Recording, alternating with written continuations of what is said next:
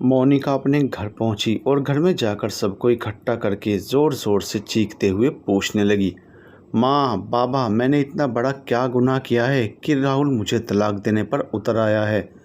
मोनिका की बात सुनकर सारे घरवाले नीचे आ गए। ये बात सुनकर मोनिका के घरवाले शॉक हो गए और उन्होंने तुरंत मोनिका से पूछा, तुम क्या सही कह रही हो मोनिका? मोनिका ने रोते हुए सबसे कहा, हाँ राहुल मुझे तलाक दे रहा है, कल वो पेपर्स भिजवा देगा। राहुल का स्वभाव ही ऐसा है। इस बात पर मोनिका की मां ने आकर कहा, नहीं बेटा, राहुल में कोई दोष नहीं है, सारा दोष तुझ में है और सबसे ज़्यादा दोष तो मुझ में है कि मैं तुझे अच्छे संस्कार नहीं दे पाई। इस बात पर मोनिका ने कहा, नहीं माँ, आपने तो संस्कार दिए हैं, लेकिन मैं ही कुछ ज़्यादा बुरी बन गई थी। कहते हुए मोनिका जल्दी से रोते रोते अपने रूम में भाग गई। मोनिका के घरवाले ये सब देखकर परेशान हो गए और वह भी चुपचाप उदास होकर एक तरफ बैठ गए। मोनिका के पापा ने कहा, हमें जाकर राहुल को समझाना होगा कि हमारी बेटी से गलती हो गई है, पर अब तुम उसे माफ़ कर दो। इस बात पर मोनिका की मम्मी ने कहा, वो नहीं मानेगा क्योंकि वो बहुत ज़िद्दी है और गुस्से वाला भी है। उसका एक बार अगर कोई दिल तोड़ दे तो वो किसी की नहीं सुनता, मुझे पता है उसकी आदत तो। मोनिका के पापा ने कहा, कोई बात नहीं, हम सब जाकर मनाएंगे, तुम हार मत मानो।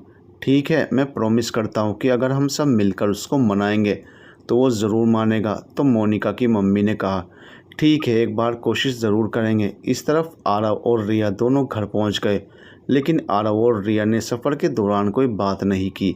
आरव थोड़ी देर तक रिया को जाते हुए देखता रहा। रिया चुपचाप अंदर जाने लगी। उसे जाता हुआ देखकर आरव को एक अलग ही बेचैनी सी महसूस होने लगी। उसे नहीं पता था कि वह बेचैनी उसे क्यों हो रही है, लेकिन उसे बेचैनी तो हो रही थी। फिर भी उसने रिया से कुछ नहीं कहा और चुपचाप अपने घर की तरफ चल दिया।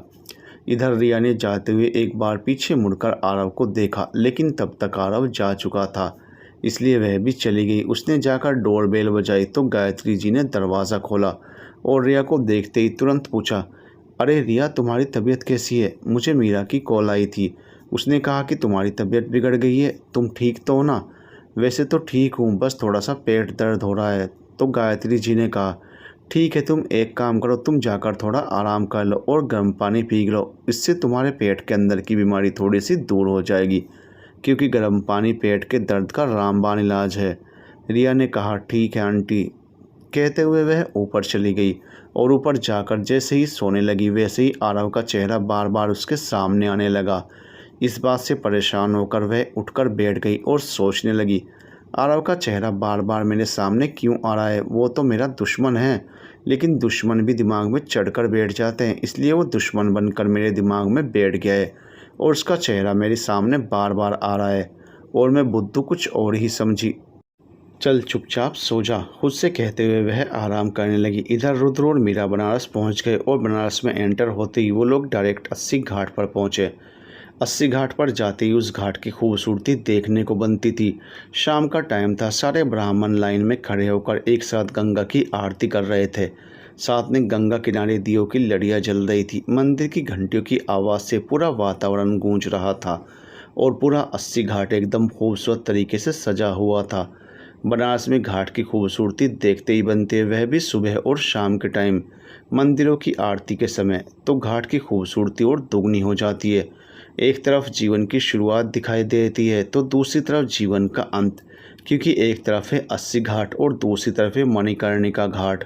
आरती के समय वहाँ पर बहुत भीड़ लगी हुई थी। कुछ लोगों की भीड़ बाज़ारों में थी और कुछ लोगों की भीड़ आरती कर रही थी।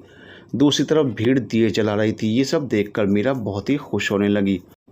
उसे खुश देखकर रुद्र भी खुश हो रहा था। फिर उसने कहा, बहुत देर से सफ़र कर रहे हैं तो चलो कुछ खा लेते हैं, यहाँ पर कोई अच्छा रेस्टोरेंट तो ज़रूर होगा। इस बात पर मीरा ने कहा, नहीं, हम रेस्टोरेंट्स में नहीं खाएंगे, क्योंकि यहाँ पर स्ट्रीट फूड सबसे ज़्यादा फेमस है।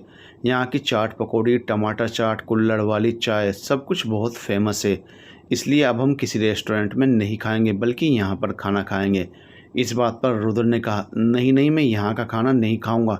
तो मीरा बोली, ठीक है, तुम रेस्टोरेंट में जाकर खाना खाना, लेकिन मैं नहीं खाऊंगी। तुम्हें पता है, मैं यहाँ पर इस घाट की खूबसूरती को देखने के लिए और स्ट्रीट फूड खाने के लिए ही तो आई हूँ। मुझे बनारस बहुत पसंद है। यहाँ की हवा में काशी विश्वनाथ का आशीर्वाद है। जो यहाँ पर आता है उसकी हर मन्नत पूरी हो जाती है। बनारस की तो और भी बहुत सारी खूबसूरती है, इसका कोई वर्णन नहीं है, लेकिन मैं इन बनारस की खूबसूरत वादियों को अपने दिलो दिमाग में बसा लेना चाहती हूँ। और सबसे अच्छी बात यह है कि हम इस महाआरती के समय पहुँचे हैं। मुझे बहुत खुशी हो रही है। जल्दी से खाकर 80 घाट के पास बैठ के ठंडी हवा खाएंगे और गंगा मैया को लहराते हुए देखेंगे, क्योंकि इस वक्त दिए जलाए जा रहे हैं, जिससे कि रोशनी से उनकी खूबसूरती और भी बढ़ जाती है। अब तो मैं माँ गंगा और काशी बाबा का आशीर्वाद लेकर ही जाऊंगी। इस बात पर रुद्र मुस्कुराने लगा और कहने लगा, ठीक है, तुम्हें जो करना है करो, लेकिन सब कुछ जल्दी से करो, क्योंकि अभी और 6 घंटे का ट्रेवल बाकी है। मीरा ने कहा, ठीक है चलो फिर हम चाट पकौड़ी खाते हैं। रुद्र ने मुंह बनाते हुए कहा, ठीक है। दीप्ति की अथक सेवा से नमन की हालत में बहुत सुधार हो रहा था।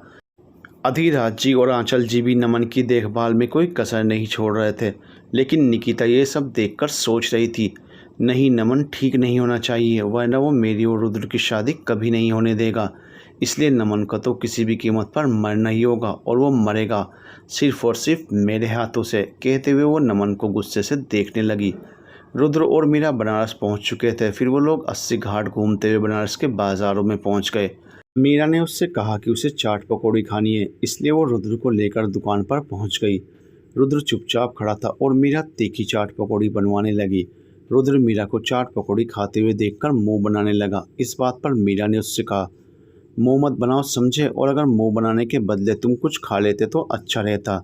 लेकिन रुद्र अभी भी कंफर्टेबल फील नहीं कर रहा था। उसने मीरा से कहा, नहीं मीरा, जाने दो, मुझे नहीं खाना है, क्योंकि मैं ये सब स्ट्रीट फूड नहीं खाता हूँ, क्योंकि इसमें बहुत सारे जर्म्स होते हैं और ये लोग तो बनाते समय कोई सेफ्टी भी नहीं रखते हैं।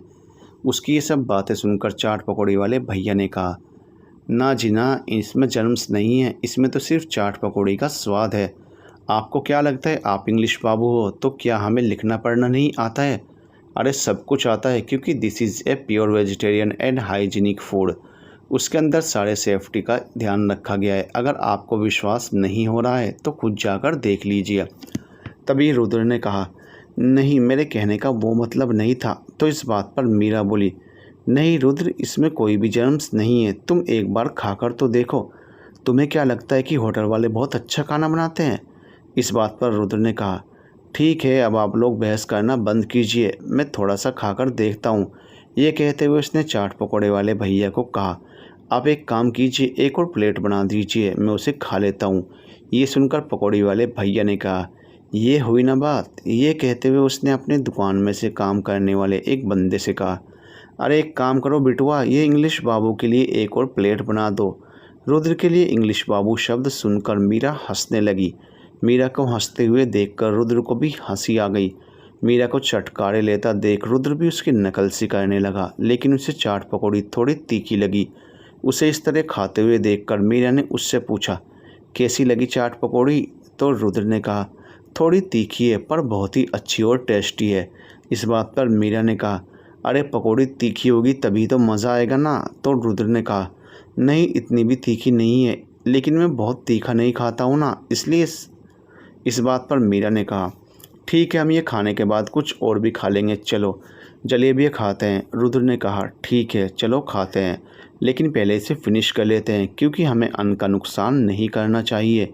इसलिए पहले हम इसे फिनिश करते हैं और फिर बाद में जलेबी खाने चलते हैं। दोनों ने चाट पकौड़ी ख़त्म की और फिर वो वहाँ से जलेबी खाने के लिए चले गए। इधर नमन बैठकर समझने की कोशिश करने लगा कि उसका एक्सीडेंट हुआ था या फिर करवाया गया था।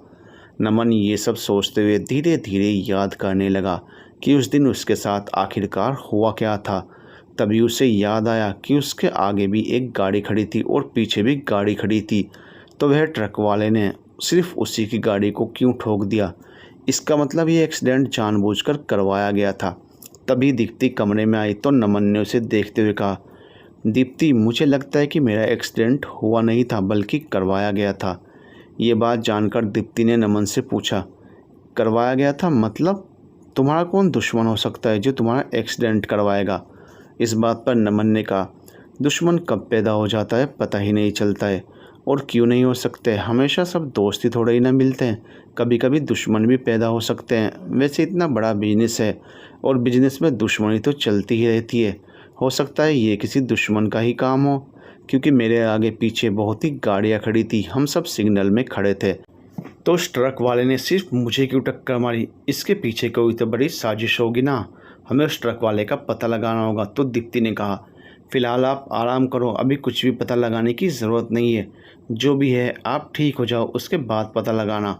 इस बात पर नमन ने कहा, अरे मैं ठीक हूँ और वैसे भी कब तक बिस्तर पर लेटा रहूँगा, इसलिए मैंने सोचा है कि कल मैं ऑफ़िस जाने वाला हूँ। ऐसा बिल्कुल भी नहीं होगा। आप ऑफ़िस का सारा काम अपने लैपटॉप पर से कर लीजिए। ऑफ़िस जाने की ज़रूरत नहीं है क्योंकि आपको बहुत चोट लगी है और ज़ख्म भी बहुत गहरे हैं। तो ज़ख्म भरने में थोड़ा वक्त तो लगेगा, इसीलिए आप ऑफ़िस जाने के लिए सोचना भी मत।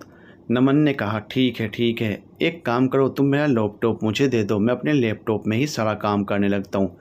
दीप्ति ने कहा, ठीक है करो, लेकिन इससे पहले आप दवाई खा लीजिए, उसके बाद मैं आपको लैपटॉप दे देती हूँ। फिर नमन ने दीप्ति से पूछा, रुद्र दिखाई नहीं दे रहा है सुबह से? तो दीप्ति ने कहा, वह किसी ज़रूरी काम से बाहर गया है। उसने कहा है कि लेट होगा और फ़ोन भी आया था कि वह रात के 12 बजे तक आ जाएगा। नमन ने कहा, ठीक है कोई बात नहीं। और आरव कहाँ है? वह भी बाहर गए हैं, वह अभी अभी अपनी गाड़ी लेकर बाहर की तरफ निकले हैं, मैंने उन्हें देखा है। ठीक है, और मम्मी पापा कहाँ हैं? तो दीप्ति ने कहा, मम्मी और पापा में थोड़ी सी अनबन है, तो पापा बाहर गार्डन में बैठे हैं और मम्मी काम कर रही हैं। तो नमन ने कहा, ठीक है कोई बात नहीं, मैं ठीक हो जाऊंगा तो मम्मी पापा की सारी अनबन दूर कर दूंगा। ठीक है, अब कुछ ठीक होने के लिए खाना तो पड़ेगा ना, इसलिए आप गोली खाइए, खाना खाइए और आराम कीजिए ताकि आप जल्दी से ठीक हो जाएं। नमन ने कहा, ठीक है। दीप्ति ने उसकी तरफ गोली बढ़ा दी। नमन ने गोली खा ली। फिर दीप्ति ने उसे खाना खिलाकर थोड़ी देर आराम करने के लिए कह दिया। दीप्ति ने नमन को तो आराम करने के लिए कह दिया, लेकिन वो खुद टेंशन में आ गई थी और सोचने लगी, आखिर ये सब कौन कर सकता है? मुझे रुद्र से इस बारे में बात करनी होगी, क्योंकि ये छोटी बात नहीं है। अगर उस हमलावर ने अभी हमला किया है, इसका मतलब नमन के ठीक होने के बाद भी उस पर वापस हमला हो सकता है, यानी कि नमन की जान को ख़तरा है। भगवान जी प्लीज़ अब कोई अनहोनी मत होने देना, क्योंकि पहले से ही नमन की हालत ख़राब है, जिससे वह ठीक से चल फिर भी नहीं पा रहे हैं और मैं उन्हें ऐसी हालत में नहीं देख सकती। अगर उस हमलावर ने फिर से कोई हमला कर दिया और अगर नमन पर कोई मुसीबत आ जाएगी तो मैं अपने आप को कभी माफ़ नहीं करूँगी। इसके लिए अब से मैं चौबीसों घंटे नमन के साथ रहूँगी, भले ही इसके लिए मुझे अपने सारे काम छोड़ने ही क्यों ना पड़ जाएं। ये सब सोचते हुए दीप्ति जल्दी से किचन की तरफ चली गई। इधर दीप्ति के जाते ही निकिता दूसरी तरफ से नमन के कमरे में आई और उसने किसी को मैसेज कर दिया। उसने नमन की पिछली वाली खिड़की खोल दी ताकि वहाँ से आसानी से कोई भी आ सके, क्योंकि इस रूम की खिड़की गार्डन की तरफ खुलती थी और उस खिड़की का साइज़ भी काफ़ी बड़ा था, जिसमें से कोई भी व्यक्ति आसानी से अंदर आ जा सकता था। निकिता को यह बात पता थी, इसीलिए उसने वह खिड़की खोल दी और जल्दी से छुपते छुपाते अपने कमरे की तरफ बढ़ गई। कमरे में जाते ही उसने किसी को कॉल की और कहा, मैंने खिड़की खोल दी है, अब तुम अपना काम कर दो, पता है ना तुम्हें क्या करना है? तभी सामने से आवाज़ आई, हाँ पता है। तो निकिता ने कहा, इस बार वो बचना नहीं चाहिए। सामने से आवाज़ आई, ठीक है। तो निकिता ने कहा, ठीक है नहीं, बल्कि इस बार किसी भी हालत में वो उड़ जाना चाहिए, वरना मैं तुम्हें जान से मार दूंगी। आज काम हो जाना चाहिए, चाहे कुछ भी हो जाए, समझे ना, वरना मैं तुमको गोली मार दूंगी। उस व्यक्ति ने कहा, ठीक है काम हो जाएगा पक्का, बस आप अपना काम कीजिए, घर वालों का ध्यान भटकाइए और मैं खिड़की में से कूद कर नमन की जान ले लूँगा। ठीक है, good bye, all the best for the work. Nikita ने यह कहते हुए फ़ोन रख दिया और खुश होते हुए अपने आप से कहने लगी, तुझे क्या पता, तू पहले नमन को मारेगा, फिर मैं तुझे ही मार दूंगी, क्योंकि मैं नहीं चाहती कि नमन की मौत का कोई भी गवाह किसी को भी मिले, जिसकी वजह से अगर आगे चलकर किसी को भी कोई शक होता है तो उनका शक मुझ पर ना जाए। मेरे पकड़े जाने की गुंजाइश नहीं है, क्योंकि मैं अपने किए हुए कर्मों के सारे सबूत मिटा दूंगी। इसीलिए तो मैंने उस ट्रक ड्राइवर को भी उड़वा दिया और ट्रक ड्राइवर को अगर आगे चलकर किसी बात का भी शक हो और किसी ने कोई कार्रवाई की तो मैं पुलिस के हाथ में कोई भी सबूत नहीं लगने दूंगी, क्योंकि मैं इतनी स्मार्ट हूँ। वैसे सॉरी नमन, तुम्हारी कोई गलती नहीं है, लेकिन तुम्हारे भाई के कर्म कांडों की वजह से मुझे ये सब करना पड़ रहा है। मुझे उससे किसी भी हालत में बदला लेना ही है, चाहे उसके लिए मुझे किसी को मारना ही क्यों ना पड़े। और इन सब काम में सबसे पहला बलिदान तुम्हारा होगा, उसके बाद तुम्हारे भाई को भी मैं तुम्हारे पास भेज दूँगी। ये सोचते हुए वो ज़ोर ज़ोर से हंसने लगी और कहने लगी, रुद्र मेरा बदला हमेशा हमेशा के लिए पूरा हो जाएगा। तुम्हारी वजह से जो मैंने इतने दिनों तक सहा है ना, उसका बदला तो मैं पूरा करके रहूँगी, क्योंकि बचपन से लेकर आज तक मेरे मम्मी पापा ने तुम्हें बेस्ट माना है। मैं तो जैसे उनके लिए कुछ भी नहीं थी। तुम्हारी वजह से आज तक उन लोगों ने मुझसे प्यार से बात करने की कोशिश भी नहीं की। सिर्फ तुम्हारी वजह से मैं अपने मम्मी पापा से दूर रही। सिर्फ तुम्हारी वजह से मेरे पापा ने अपने ज़मीन का सारा हिस्सा तुम्हारे पापा के नाम कर दिया। सिर्फ तुम्हारी वजह से मेरे पापा गरीब हुए। सिर्फ तुम्हारी वजह से वो सबसे पहले तुम्हारी खुशियों को ढूंढते हैं, मेरी नहीं। सिर्फ तुम्हारी वजह से रुद्र, मुझे मेरे मम्मी पापा का प्यार कभी नहीं मिला। सिर्फ तुम्हारी वजह से मैं उनसे हमेशा के लिए दूर हो गई। तुम ही हो इन सब की वजह। बदला तो मैं लेकर ही रहूँगी, चाहे कुछ भी हो जाए। ये कहते हुए वो गुस्से में ज़ोर से चीखने लगी और वहीं फर्श पर बैठ गई। इधर मोनिका के सभी घरवाले राहुल के घर पहुंचे। राहुल ने जब उन्हें अपने घर पर देखा तो वो सोच में पड़ गया और उसने नौकर से कह दिया, मुझे किसी से कोई बात नहीं करनी है, तो प्लीज़ तुम इन लोगों से कह दो कि ये लोग जिस तरीके से आए हैं उसी तरह से वापस चले जाएं। दरवाज़ा खुला हुआ ही है। ये कहते हुए राहुल जाने लगा तो मोनिका के पापा उसके सामने आ गए और उसके सामने हाथ जोड़कर गिड़गिड़ाने लगे, प्लीज़ बेटा एक बार हमारे पास बैठो और हमारी बात सिर्फ एक बार सुन लो। उन्हें गिड़गिड़ाते हुए देखकर राहुल को ये बिल्कुल अच्छा नहीं लगा, इसलिए उन्हें उठाते हुए उसने कहा, अरे आप, ठीक है मैं आपकी बात सुन लेता हूँ। ये कहते हुए वो उन लोगों के साथ बैठ गया और फिर उन्होंने मोनिका की सारी गलतियों के लिए राहुल से माफ़ी मांगी। राहुल ने कहा, देखिए मुझे माफ़ करने में कोई प्रॉब्लम नहीं है, लेकिन उसने मुझे अपनी माँ से दूर कर दिया।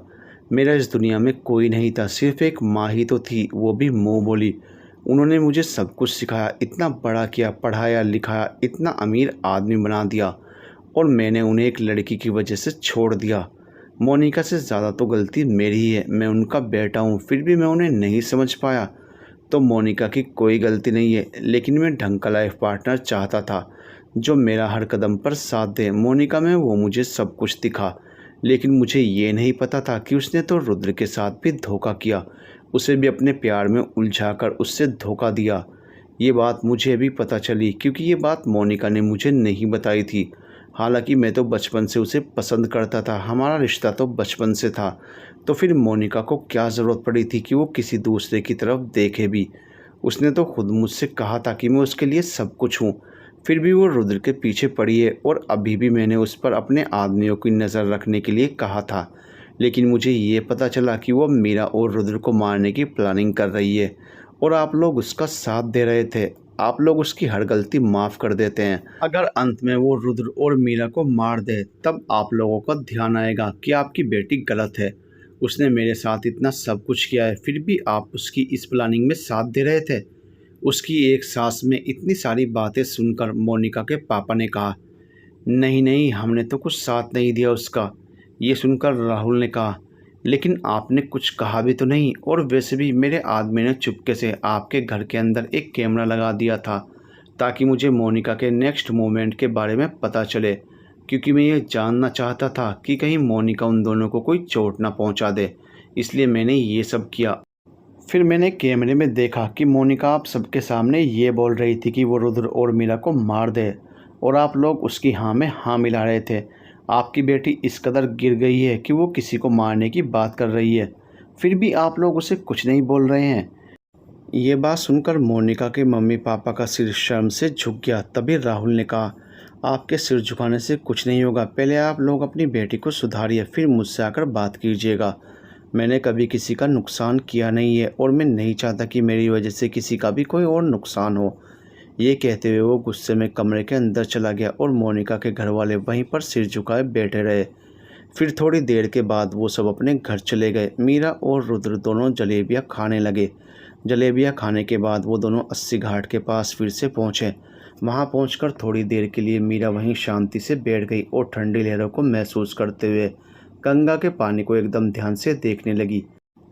घंटियों की आवाज़ से और अगरबत्ती के सुगंधित वातावरण से वो बहुत ही खुश हुई, और वो वहीं आंख बंद करते हुए हाथ जोड़कर भगवान जी से प्रार्थना करने लगी। रुद्र ने जब उसे ऐसे बैठे देखा तो वो भी उसके पास जाकर बैठने लगा। वो जैसे ही उसके पास बैठा, उसका हाथ हल्के से मीरा के हाथों से टकरा गया। उसके इस स्पर्श से मीरा अचानक से उसकी तरफ देखने लगी। उसे अपनी तरफ देखता हुआ पाकर रुद्र भी उसकी तरफ देखने लगा और दोनों को ना जाने क्या हुआ, वो थोड़ी देर के लिए एक दूसरे में ही मानो खो से गए। तभी किसी की ज़ोर से चिल्लाने की आवाज़ से उन दोनों ने एक दूसरे पर से अपनी नज़र हटा ली।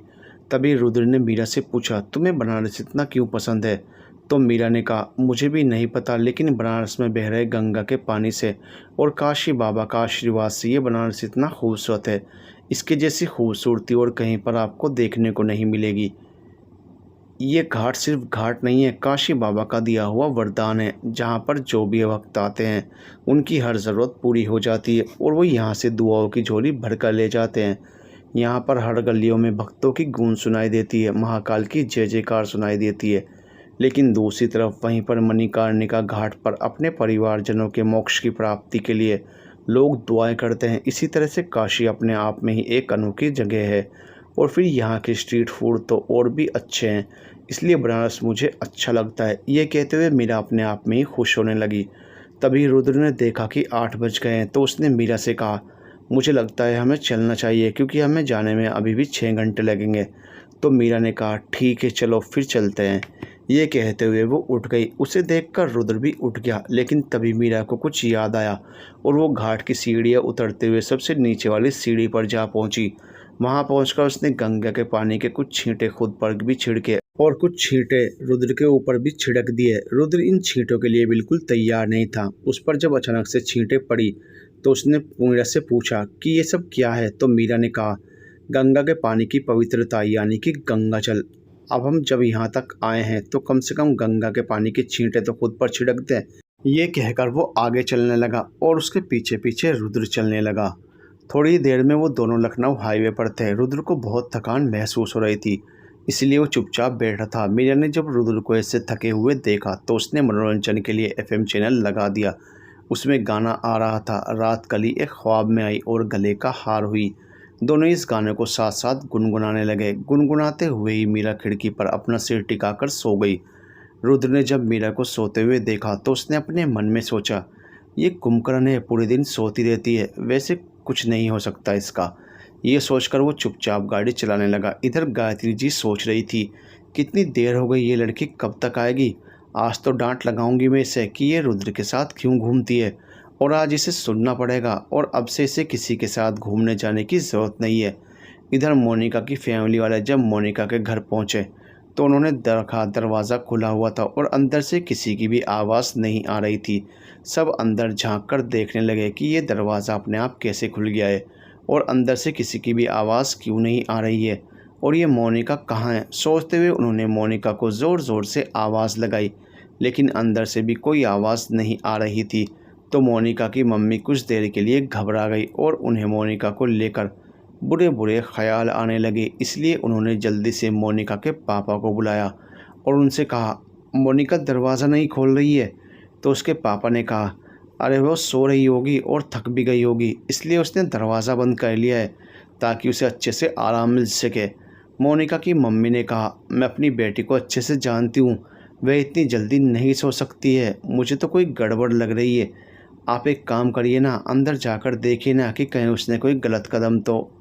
वो आगे कुछ और बोलती उससे पहले ही मोनिका के पापा ने कहा, शुभ शुभ बोलो, अशुभ क्यों बोल रही हो? वो ऐसा क्यों करेगी, बल्कि वो तो हमारी स्ट्रॉन्ग बच्ची है, कभी ऐसा कुछ नहीं कर सकती है, तो तुम घबराओ मत, मैं देखता हूँ। मोनिका की मम्मी को बहुत ही अजीब सी फीलिंग हो रही थी, इसलिए वो वहीं खड़ी होकर रोने लगी और मन में ही कहने लगी, अगर मेरी मोनिका को तुम्हारी वजह से कुछ भी हुआ ना राहुल, तो तुम याद रखना मैं तुम्हें ज़िंदा नहीं छोड़ूंगी, हम सब मिल जाएंगे और तुझे मार डालेंगे। कहते हुए वो रोने लगी। मोनिका के पापा ने दरवाज़ा तोड़ दिया और उन्होंने जल्दी से अंदर जाकर देखा तो देखा कि मोनिका ज़मीन पर बेहोश पड़ी हुई थी और उसके मुंह में से सफ़ेद झाग निकल रहा था। मोनिका की हालत देखकर सब शॉक्ड हो गए। उन्होंने जल्दी से उसे उठाने की कोशिश की, लेकिन मोनिका नहीं उठी क्योंकि उसने जहर खा लिया था। उसने एक चिट्ठी भी अपनी फैमिली के नाम पर छोड़ दी थी, जिसमें लिखा हुआ था, मैं मोनिका, मैं ये सब अपने आप से कर रही हूँ, इसके लिए मुझे किसी ने फोर्स नहीं किया है। हालांकि मैं अपने किए हुए बुरे कर्मों का हिसाब कर रही थी तो मुझे बहुत पछतावा हो रहा था, इसलिए मैं ये कदम उठा रही हूँ। मैंने अपने आप को जहर देकर मारने की कोशिश की है, इसलिए आप सबको चिंता करने की ज़रूरत नहीं है और मेरी मौत की ज़िम्मेदार सिर्फ़ और सिर्फ़ मैं हूँ। पापा मम्मी मुझे माफ़ कर देना, लेकिन मैं कुछ भी सह सकती हूँ, पर राहुल की जुदाई नहीं सह सकती। राहुल की दूरियां मुझसे बर्दाश्त नहीं होंगी, इसलिए मैं इन दूरियों के आने से पहले ही खुद उससे हमेशा हमेशा के लिए दूर जा रही हूँ। ये सब पढ़कर मोनिका की माँ तो बेहोश हो गई। तभी मोनिका के पापा ने जल्दी से उनको संभाला और उन्हें होश में लाने की कोशिश की। उन्होंने और लोगों को भी वहां बुला लिया, जो मोनिका को फटाफट हॉस्पिटल लेकर जाने लगे। क्योंकि मोनिका की सांसें अभी भी चल रही थी तो बचने के चांस थे। मोनिका के पापा अरविंद जी को कुछ भी समझ नहीं आ रहा था कि वो इस वक्त क्या करें, इसलिए उन्होंने सबसे पहले मोनिका की मम्मी यानी मीना जी को संभाला और उनसे रेस्ट करने के लिए कहा। अरविंद जी जल्दी से मोनिका के पीछे पीछे हॉस्पिटल पहुंचे। इधर मीना जी ने रोते हुए तुरंत राहुल को फ़ोन लगाया और राहुल से गुस्से में कहा, मेरी बेटी की ज़िंदगी खा गया तू, अब तो चैन है ना तुझे। अरे तू अकेला रह पूरी ज़िंदगी, तलाक दे के तो उसे खुद से दूर करना चाहता था ना। अब वह सच में दूर चली गई और इतनी दूर चली गई है कि वहाँ से वापस आना मुश्किल है। कहते कहते मीना जी रो पड़ी। राहुल ने जब ये सब कुछ सुना तो पहले उसे कुछ पता नहीं चला, फिर बाद में उसे ध्यान आया कहीं मोनिका ने कुछ गलत तो नहीं किया है ना। ये सोचकर उसने जल्दी से वापस मीना जी को कॉल लगाया और पूछा, क्या हुआ मोनिका को। तो मीना जी ने रोते हुए कहा, मेरी बेटी ने आत्महत्या कर ली है। जैसे ही हम बाहर गए उसने घर में बैठकर आत्महत्या कर ली, जहर की पूरी बोतल पी ली है। अब पता नहीं वो बच पाएगी या नहीं। ये सुनकर राहुल के तो होश ही उड़ गए। उसने जल्दी से फ़ोन रखा और अपने नौकर से कहा, तुम घर को संभालो, मैं भी थोड़ी देर में आ रहा हूँ। ठीक है कहते हुए वो जल्दी से बेहताशा गाड़ी चलाते हुए हॉस्पिटल जाने लगा। गाड़ी चलाते हुए उसे बार बार मोनिका का चेहरा नज़र आ रहा था और उसे थोड़ा सा अफसोस भी हो रहा था। उसने बिल्कुल नहीं सोचा था कि मोनिका इस तरह का कोई गलत कदम उठाएगी, लेकिन वो इस वक्त कुछ भी सोचने के मूड में नहीं था, इसलिए उसकी आंखों से लगातार आंसू बहने लगे। वह मोनिका का सोचकर ही डर रहा था और डरते हुए वह जल्दी जल्दी हॉस्पिटल में जाने के लिए गाड़ी तेज़ चलाने लगा। उसे मोनिका की हर छोटी बड़ी बात याद आ रही थी। वो रोते रोते हॉस्पिटल तक पहुंचा। इधर आरव अपना काम ख़त्म करके वापस रुद्र के घर पर आ गया।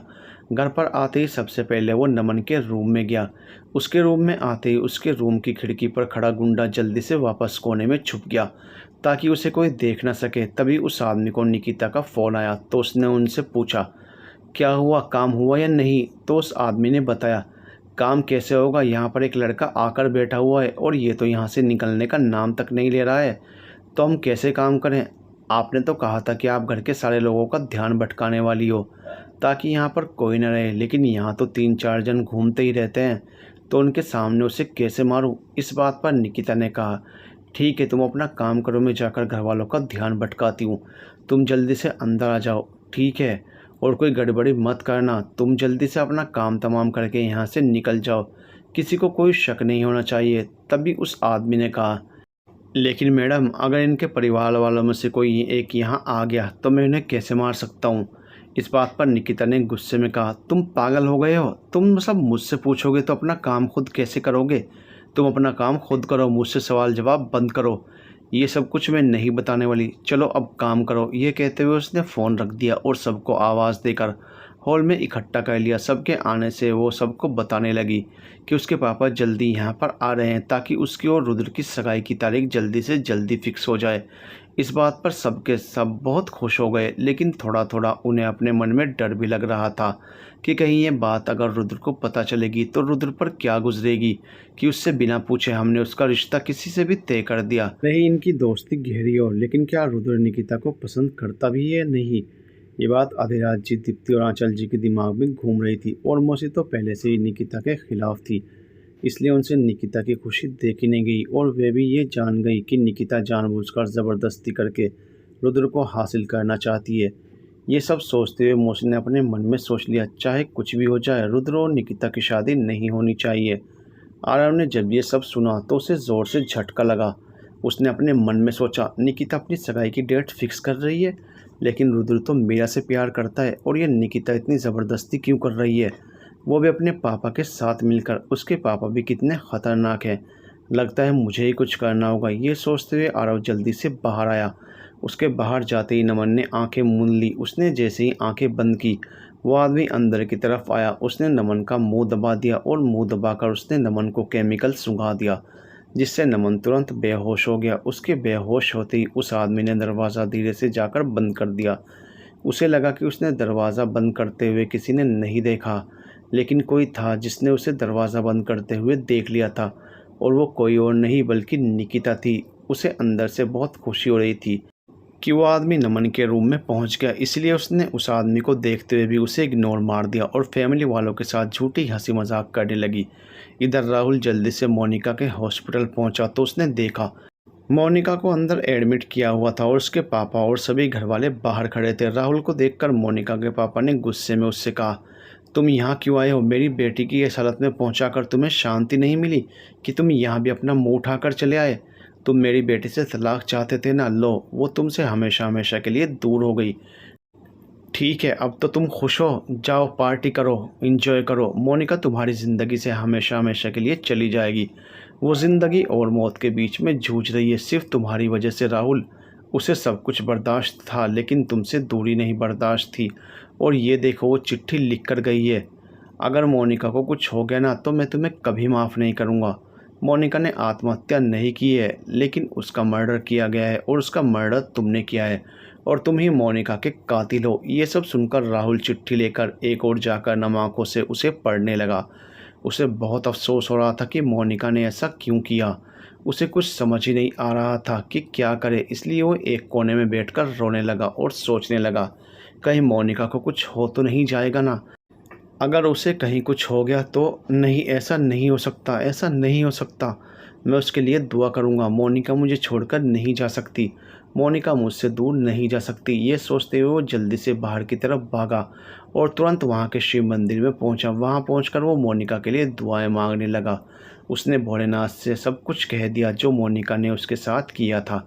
लेकिन राहुल ने यह भी कहा, मैं मोनिका से प्यार करता हूँ और मैं उससे दूर जाने के बारे में सोच भी नहीं सकता था, लेकिन मैं तो सिर्फ मोनिका को सबक सिखाना चाहता था, इसलिए मैं उसे तलाक दे रहा था क्योंकि उसने मेरी माँ को मुझसे दूर किया। प्लीज़ भगवान जी मेरी हेल्प करिए। ये कहते हुए वो वहीं बैठकर रोने लगा।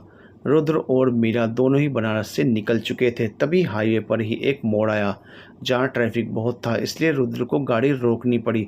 उसने जहाँ पर गाड़ी रोकी वहीं पास रोड के दूसरे किनारे पर उसने देखा कि सिद्धार्थ अपनी गाड़ी के बाहर कुछ परेशान सा घूम रहा था।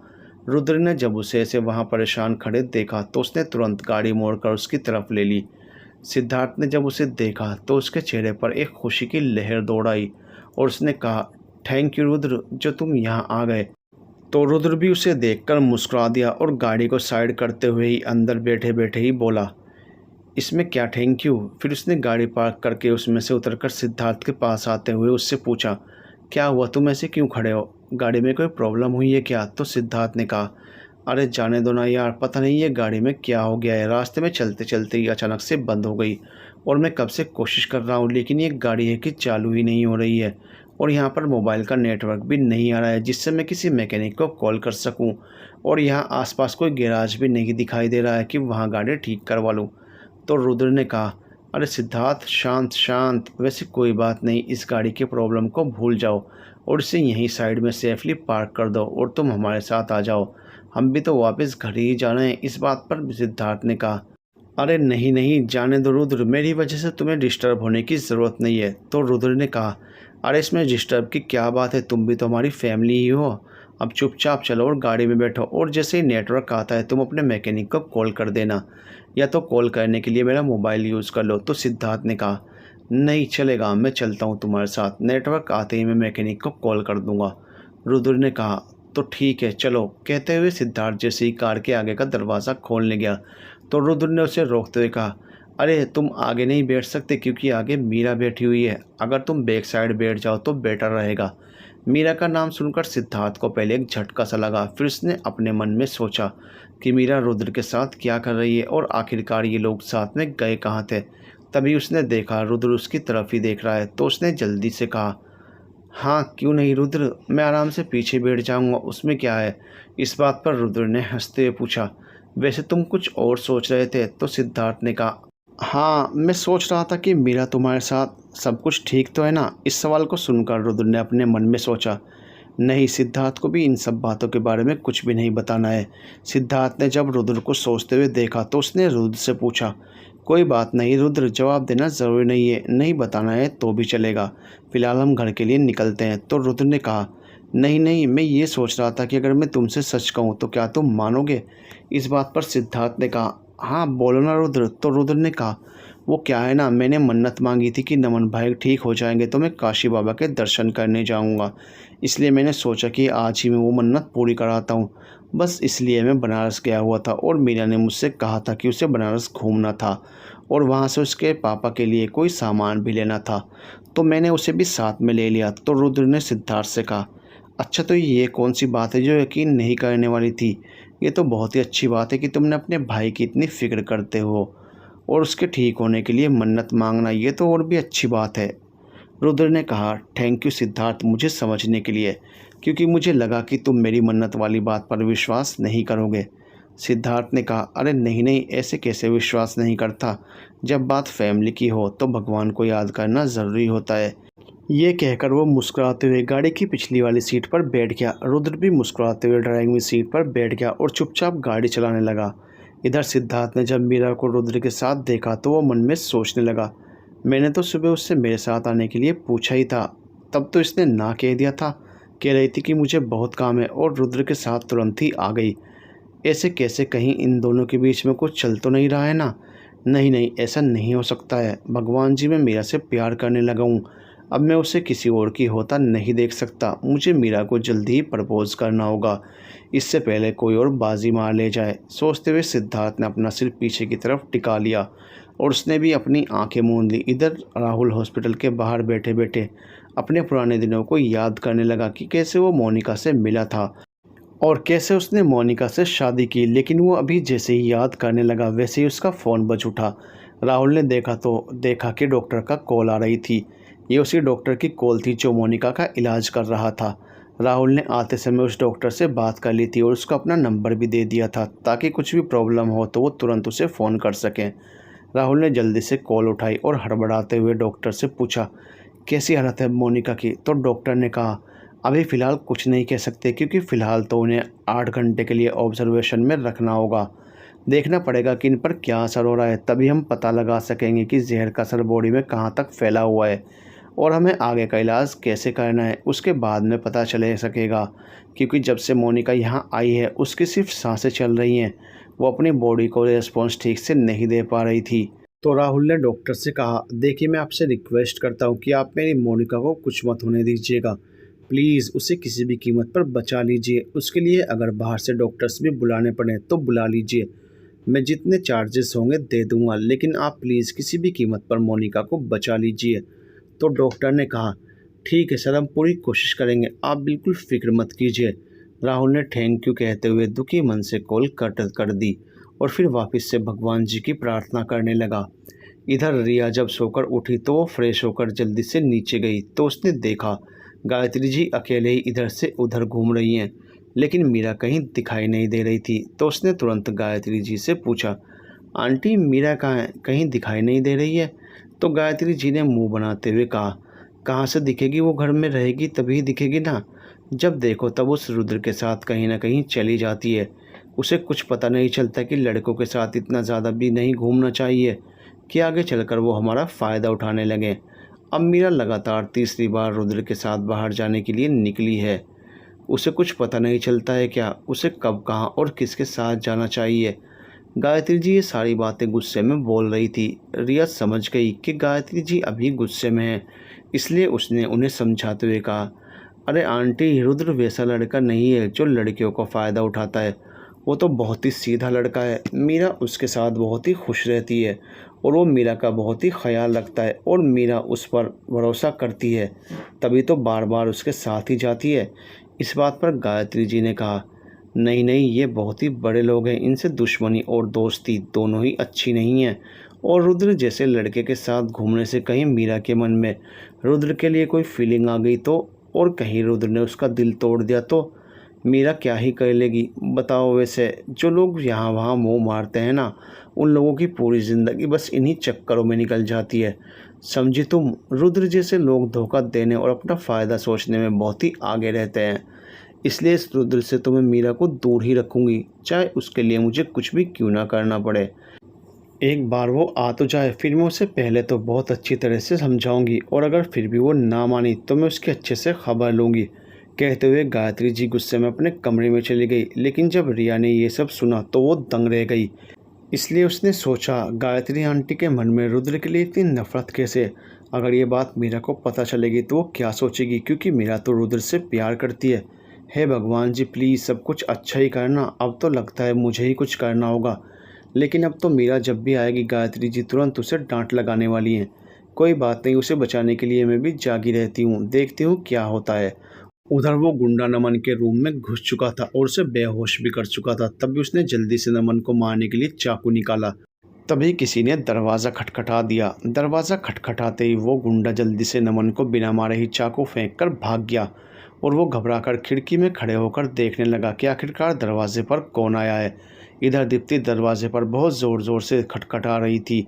निकिता ने जब उसे ऐसे दरवाजे पर परेशान खड़े देखा तो सोचने लगी कि अब तुम और परेशान होने वाली हो दीप्ति, क्योंकि अब तक तो मेरे आदमी ने अपना काम कर दिया होगा, इसलिए ज़्यादा टेंशन की बात नहीं है। लेकिन दीप्ति दरवाज़ा न खुलने की वजह से परेशान हो गई। उसने जल्दी से सभी नौकरों को दरवाज़ा खोलने के लिए कहा। दीप्ति को परेशान होते देखकर सभी घरवाले वहीं आ गए। दीप्ति ने सब नौकरों से बाहर की तरफ जाकर खिड़की से देखने के लिए कहा तो सभी नौकर खिड़की के पास चले आए। जब उस गुंडे ने एक साथ इतने आदमियों को अपनी तरफ आते हुए देखा तो वो डर गया और उसकी सिट्टी पिट्टी ही गुम हो गई। इसलिए वो चुपचाप वहाँ से जल्दी से भाग गया। एक नौकर ने खिड़की में से घुसकर अंदर जाकर दरवाज़ा खोला। दरवाज़ा खुलते ही दीप्ति जल्दी से अंदर आई तो उसने देखा नमन सही सलामत सोया हुआ है। तो यह देखकर उसकी जान में जान आई और वो जल्दी से नमन के पास ही बैठ गई और नौकरों से पूछने लगी कि तुम लोग अंदर कैसे आए। तो एक नौकर ने जवाब दिया, मैडम जब मैं पीछे गया तब खिड़की खुली हुई थी, जहाँ से मैं सीधा अंदर चला आया। इस बात पर दीप्ति ने अचंभित होकर उससे पूछा, क्या खिड़की खुली कैसे रह सकती है? मैं तो सब कुछ बंद करके गई थी। इसका मतलब किसी ने खिड़की खोल दी थी और कोई अंदर भी आया था। नहीं नहीं, ऐसा कैसे हो सकता है? हमारे घर में ही नमन पर जानलेवा हमला हुआ, इसका मतलब नमन। सोचते हुए वो जल्दी से घबराकर पीछे मुड़ते हुए नमन की तरफ बड़े ध्यान से देखने लगी तो उसने देखा कि नमन सोया हुआ नहीं था, बल्कि नमन तो बेहोश था। वह घबराते हुए जल्दी से नमन को उठाने लगी। नमन नमन, लेकिन नमन नहीं उठा। यह देखकर दीप्ति घबरा गई और उसने सबसे कहा, जल्दी से जल्दी पानी लेकर आओ। तब तक अधिराज जी, आंचल जी और मौसी भी अंदर आ गए और उन्होंने भी आकर पूछा कि क्या हुआ दीप्ति, क्या हुआ मेरे नमन को? इस बात पर दीप्ति ने रोते हुए कहा, देखे ना मम्मी, नमन जी को क्या हो गया है, पता नहीं, वह आंखें ही नहीं खोल रहे। मुझे तो लगता है कि इन पर फिर से जानलेवा हमला हुआ है, क्योंकि मैं सारे खिड़की दरवाजे बंद करके गई थी, लेकिन नौकर कह रहे हैं कि एक खिड़की खुली हुई थी। To be continued.